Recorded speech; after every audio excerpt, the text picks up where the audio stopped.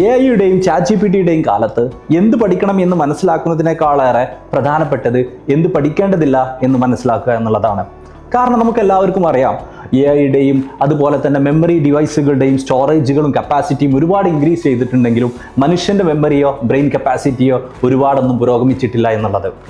എന്ത് പഠിക്കേണ്ടതില്ല എന്ന് പറഞ്ഞു തരാൻ സാധിക്കുക എക്സ്പീരിയൻസിനും എക്സ്പെർട്ടൈസിനും മാത്രമാണ്. തുടർച്ചയായി 8 വ്യത്യസ്ത വിഷയങ്ങളിൽ നെറ്റും 2 വിഷയങ്ങളിൽ JRF നേടി national and state record holder ആയിട്ടുള്ള എൻ്റെ എക്സ്പീരിയൻസും 5000-ലധികം വിജയികളിൽ നിന്ന് ലഭിച്ചിട്ടുള്ള ഫീഡ്ബാക്കുകളും 10,000-ലധികം PYQ ക്വസ്റ്റ്യൻ അനലൈസ് ചെയ്ത് ലഭിച്ചിട്ടുള്ള ഇൻസൈറ്റും ഉപയോഗപ്പെടുത്തി എയ്ഫർ ഡെവലപ്പ് ചെയ്തിട്ടുള്ള എയ്ഫർ എക്സാം ഹാക്കിംഗ് സിസ്റ്റത്തിന് തീർച്ചയായിട്ടും നിങ്ങൾ എന്ത് പഠിക്കേണ്ടതില്ല എന്ന് പറഞ്ഞു തരാൻ സാധിക്കും.